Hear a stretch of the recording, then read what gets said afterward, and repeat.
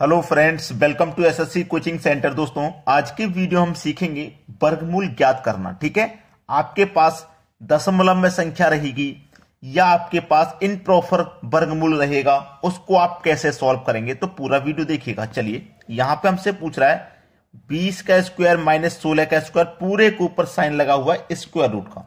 चलिए, अगर मैं 20 का स्क्वायर करूं तो 400 माइनस 16 का स्क्वायर करूं तो 256 और पूरे के ऊपर क्या है स्क्वायर रूट। भाई ये स्क्वायर जो हो रहा है ये वर्गमूल के अंदर ही तो हो रहा है, तो हमने वर्गमूल के अंदर किया है।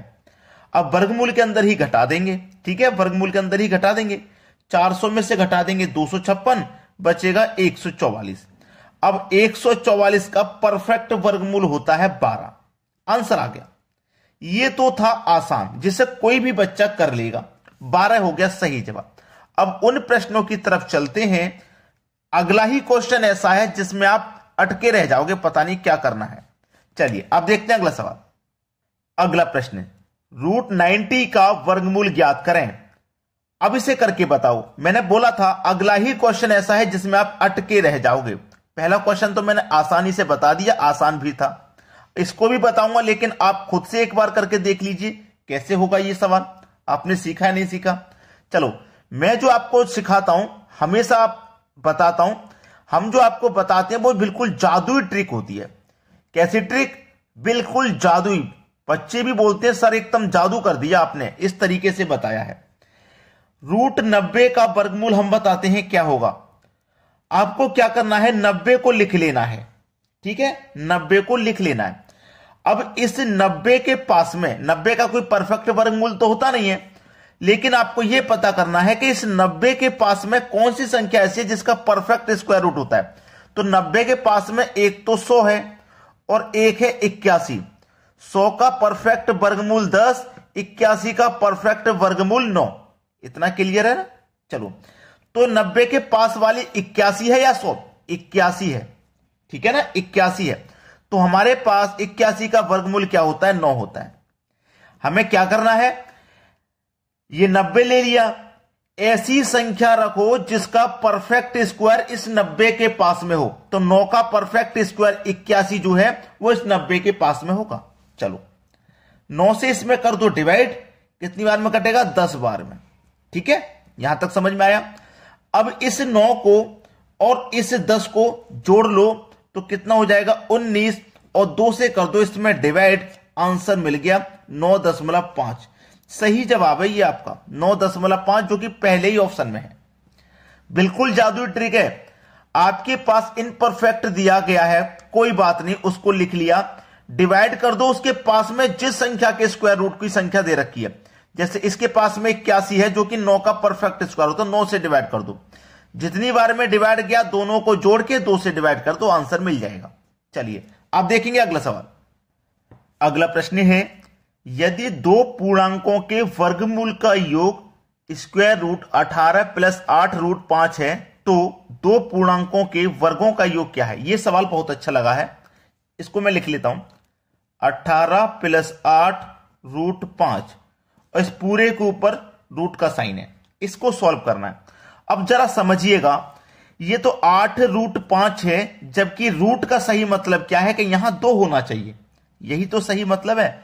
तो इस 8 के मैं ऐसे फैक्टर करूंगा जो 2 में चेंज हो जाए, तो 2 गुने 4 8 होता है आपका। ठीक है, 2 गुने 4 8 होता है।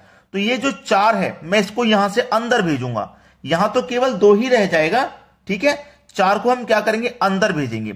तो कोई भी संख्या को स्क्वायर रूट के अंदर हम भेजते हैं तो वो स्क्वायर होके जाती है। जैसे 4 को मैं अंदर भेजूंगा तो 4 का स्क्वायर 16 जाएगा अंदर, तो 4 का स्क्वायर 16 अंदर जाएगा और अंदर जाने के बाद 5 से मल्टीप्लाई होगा। ठीक है, तो 4 का स्क्वायर 16 का मल्टीप्लाई 5 से होगा, तो 16 5 80 हो जाएगा। कितना हो जाएगा भाई? 80 हो जाएगा। ये स्क्वायर रूट में कितना? 80। अब यहां कितना रह गया? ये वाला 2, क्योंकि ये 4 को तो हमने स्क्वायर करके अंदर भेज दिया, प्लस 18 और पूरे के ऊपर स्क्वायर रूट। अब देखिएगा यहां पे जो 80 है मैं क्या करूं, ऐसे गुणनखंड करूं कि 80 हो जाए और जोड़ के मुझे 18 मिल जाए। तो अगर 10 का मल्टीप्लाई मैं 8 से करता हूं तो मुझे 80 मिल जाएगा। ठीक है, और 10 और 8 को जोड़ूंगा तो मुझे 18 मिल जाएगा। ठीक है, प्रश्न में क्या कह रहा है? प्रश्न में कह रहा है दो पूर्णांक के वर्गों का योग, यानी कि दो पूर्णांक हमारे पास 10 और 18 निकल के आए हैं, इनके वर्ग का योग करवा रहा है। तो 10 का वर्ग कर लो 100 हो जाएगा, 8 का वर्ग कर लो 64 हो जाएगा, दोनों का योग की कह रहा है योग कर लो 100 और 64 164 हो जाएगा। यह प्रश्न का बिल्कुल सही जवाब है जो कि हमारे सी ऑप्शन में दिया गया है। अब देखेंगे अगला प्रश्न। अगला प्रश्न है 5 का वर्ग और 6 का वर्ग के बीच कितनी गैर पूर्ण वर्ग संख्या हैं जिनका पूर्ण वर्ग नहीं है, गैर पूर्ण वर्ग है। 5 का वर्ग और 6 के वर्ग के बीच में, तो 5 का वर्ग कर लो आप 25, 5 का वर्ग करोगे 25 और 6 का वर्ग कर लो आप 6 का वर्ग 36, इन दोनों के बीच में, तो ये तो पूर्ण वर्ग है, इनसे कोई मतलब हमको नहीं है। गैर पूर्ण वर्ग तो 25 के बाद में 26 आएगा, 27 आएगा, 28 आएगा, 29 आएगा, 30 आएगा, फिर 31, 32, 33, 34, 35 आएगा। 35 के बाद में तो 36 है जो कि पूर्ण वर्ग है। तो 5 का वर्ग और 6 के वर्ग में बीच में पूछा है ना, तो इनके बीच में ये संख्या है जो गैर पूर्ण वर्ग है। तो 1 2 3 4 5 6 7 8 9 10 संख्याएं, 10 संख्याएं जो कि गैर पूर्ण वर्ग संख्या है आपकी। ठीक है, चलिए आप देखते हैं अगला सवाल। अगला सवाल है 13.69 का वर्गमूल क्या है उसे बताना है। बता दोगे? बता तो तब पाओगे जब आपको अगर यह मालूम हो जाए कि इस पॉइंट को अगर मैं भूल जाऊं तो मेरे पास ये 1369 हो जाएगा। तो 1369 क्या वाकई में किसी संख्या का वर्गमूल होगा, किसी संख्या का वर्ग होगा, या इसके पास में कोई संख्या ऐसी लेनी होगी हमें जो परफेक्ट वर्ग में होगी? ऐसा ही तो करते हैं। जैसे मान लो मैंने 5 का वर्ग किया, तो 5 का वर्ग 25 होता है, और 25 का जब मैं वर्गमूल निकालूंगा तो वो 5 भी तो होता है, एक दूसरे के अपोजिट ही तो होते हैं। वर्ग और वर्गमूल एक दूसरे के अपोजिट होते हैं। अब यहां पे आपको 1369 है, अब आपको मालूम है ये किस संख्या का वर्ग है, तो उसका वर्गमूल आसानी से कर दोगे। इसका मैं वर्गमूल निकालूंगा तो 37 हो जाएगा।